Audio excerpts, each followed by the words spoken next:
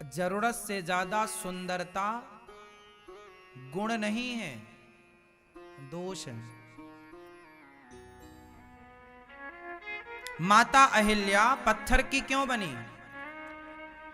उत्तर दो मेरी मां। बेटा बताओ, माता अहिल्या पत्थर की क्यों बनी? क्योंकि वो जरूरत से ज्यादा सुंदर थी। सुंदर थी तो उनकी सुंदरता ने इंद्र को आकर्षित कर लिया। सुंदर थी तो उन्होंने किसको आकर्षित कर लिया? इंद्र को। बड़े बड़े राजा रजवाड़े, इनका इतिहास सुनेंगे तो दांतों तले उंगली दबाएंगे। इंद्र जैसों की नियत माता अहिल्या पर डोल गई और वो आए और माता का चरित्र बिगाड़ने की कोशिश किए तो पति ने देख लिया, संत ने श्राप दे दिया और वो पत्थर की हो गई, गौतम ऋषि ने। तो मूल कारण क्या था? इसलिए स्त्री को सिर ढक के रखने की परंपरा है। आज मत ढको, ये नहीं बोल, हम तो केवल उसके तथ्य बता रहे हैं। क्यों ढका जाए? क्योंकि स्त्री की सुंदरता कहीं किसी को अपनी ओर आकर्षित ना कर ले और कहीं फिर वो व्यक्ति आपको नुकसान ना पहुंचाए। इसलिए स्त्रियों को पर्दे के भीतर रहने की सलाह दी जाती थी, क्योंकि आपकी सुंदरता पता नहीं सामने वाला आपको किस नजरिए से देख रहा है। इसलिए जब बेटी पढ़ने जावे तो सादा, आपको बहुत ज्यादा मेकअप करने की पढ़नी है ना बेटा, पढ़ाई पर हम ध्यान दें कि हम अपने गेटअप पर ध्यान दें। गेटअप तो शादी हो जाएगी, फिर पति के लिए सजना। हमारे यहां सजना सवरना है, पर पति के लिए। किसके लिए? जोर से, औरों के लिए नहीं। तो फिर जो इतना सजना सवरना है ये किसके लिए है? और यही तुम्हारा सजना सवरना अंत में तुम्हें चरित्रहीन ना बना दे, इसका ख्याल रखना। क्यों मेरी मां? सजना सवरना बुरा नहीं है। हमारे यहां तो 16 श्रृंगार हैं हमारे यहां स्त्री। अच्छा ये बताओ, लड़की ज्यादा सुंदर होती है या लड़की जब विवाहित हो जाती है तब ज्यादा सुंदर होती है? उत्तर दो बस। एक बाप अपनी बेटी को जब देखता है ना, और जब शादी के बाद पहली बार जब वो ससुराल से मायके आती है तो उसका पूरा हुलिया बदल जाता है। क्या ये बात सही है? हाँ या ना उत्तर दो, है ना? स्त्री ज्यादा सुंदर लगती है पत्नी बनकर। स्त्री, क्योंकि उसमें श्रृंगार है, इसमें श्रृंगार नहीं है। लड़की का क्या श्रृंगार है? कोई श्रृंगार नहीं। श्रृंगार तो शादी के बाद ना स्टार्ट होगा, तब हाथों की मेहंदी भी शोभा देगी, तब माथे की बिंदिया भी आपकी शोभा बढ़ाएगी, और गले का मंगलसूत्र भी आपकी शोभा में 4 चांद लगाएगा, और आपकी मांग में भरा सिंदूर आपको कई गुना सुंदर बनाएगा। आपके पांव की पायल, आपके पांव की उंगलियों में जो आप पहनती हैं चांदी का, जो भी कहते हैं बिछिया, वो सब आपकी सुंदरता ही बढ़ाने वाली चीजें हैं। तो शादी के बाद का श्रृंगार, वो श्रृंगार लक्ष्मी का होता है। और शादी के बाद कोई स्त्री आपको श्रृंगार में मिल जाए, जरूर प्रणाम कीजिएगा इस भाव से कि ये माता लक्ष्मी है। हमारे यहां दुल्हन लक्ष्मी होती है और दुल्हा नारायण होता है। लक्ष्मी नारायण। आप किसी भी शुभ कार्य के लिए जा रहे हो और आपको एक सुहागन स्त्री मिल जाए तो वो शुभ संकेत माना जाता है। पता है आपको? आप किसी भी शुभ कार्य के लिए निकले हैं, एक होता है सगुन, एक होता है अपसगुन। सुना होगा आप लोगों ने सब चीजों। जैसे बिल्ली का रास्ता काट जाना, अब ये कितना सही और गलत है, लेकिन लोग मानते तो है ही ना इस बात को कि बिल्ली रास्ता काट गई मतलब अपसगुन हो गया। ऐसा लोग मानते हैं। कुछ लोग, सही है गलत है हम उस पर विचार नहीं कर रहे हैं, हम तो केवल बात बता रहे हैं कि मानने वाले सब मानने। उसी प्रकार जैसे बिल्ली का रास्ता काटा जाना कुछ लोग अपशगुन मानते हैं, उसी तरह एक सुंदर पतिव्रता नारी जो श्रृंगार में हो, पतिव्रता मतलब सुहागन स्त्री, आप किसी शुभ कार्य के लिए निकले और सुहागन स्त्री का दर्शन हो जाए, वो शुभ माना जाता है कि आपने सुहागन को देखा। बिल्ली का काटा हुआ रास्ता अपशगुन की दृष्टि से देखा जाता है, और स्त्री के द्वारा काटा गया रास्ता या स्त्री का दर्शन, वो रास्ता काट जाए या सुहागन निकल जाए आपके सामने से वो, या फिर आपको दर्शन हो जाए। जैसे गाय, आप किसी भी शुभ कार्य के लिए जा रहे हैं और गाय दिख जाए, शुभ।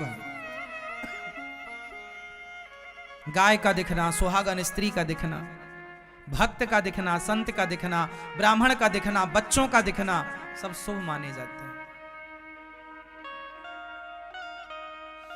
तो ये नारी, आप बच्चे केवल पढ़ाई, आप सोचिए कि यदि मेरी बात से आप सहमत हो गए और केवल पढ़ाई पर फोकस किया, पढ़ाई पर ध्यान दिया और हर गलत राह से निकलकर सही राह पर आ गए, तो बताइए इससे मेरा फायदा है कि आपका?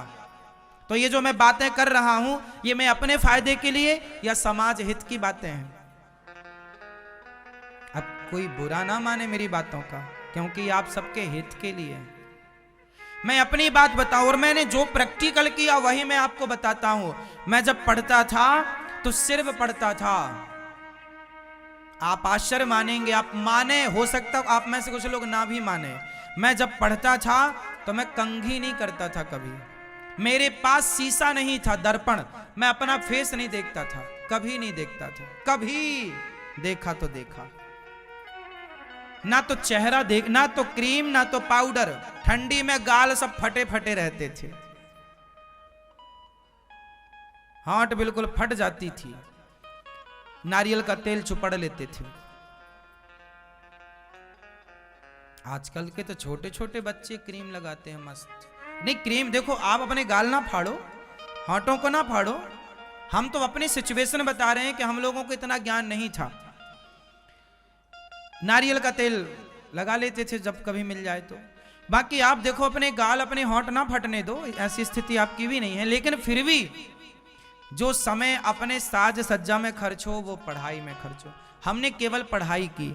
हमारे पास, हमारी, जब हम अयोध्या जी में थे, हम पढ़ने के लिए पहले वृंदावन आए तो भागवत जी वृंदावन में पढ़ी, और राम कथा पढ़ने के लिए अयोध्या जी गए। तो अयोध्या में जब हम पढ़ते थे तो वहां हम संतों के बीच में रहते थे। हमारा जो रहना था, सर्दी आती थी ना तो बोरा, आलू के कट्टे नहीं होते, बोरा जिसको बोलते कट्टे, वो हम नीचे बिछाते थे। हमारे पास कंबल भी नहीं था ओढ़ने के लिए। आप आश्चर्य मानेंगे, हमने बोरा मांग लिए भंडारी जी से कि भैया आलू वाले बोरे, तो हमने अपना एक शॉल लगाई नीचे, शॉल के ऊपर 2-3 बोरे डाल लिए और बोरा ओढ़ लिया, बोरा बिछा लिया।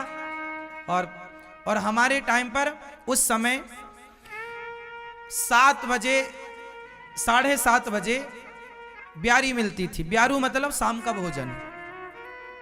ब्यारू मतलब, ब्यारू समझते हैं? गांव में ब्यारू, चलो ब्यारू कर लो, ब्यारू कर लो मतलब ब्यारी कर लो, मतलब रात्रि का भोजन। तो हमारे यहाँ 7:30-8 बजे के बीच में, 7 से 8 बजे के बीच में आप जाके खा सकते, क्योंकि आश्रमों का नियम होता था टाइट, आपको फॉलो करना ही है।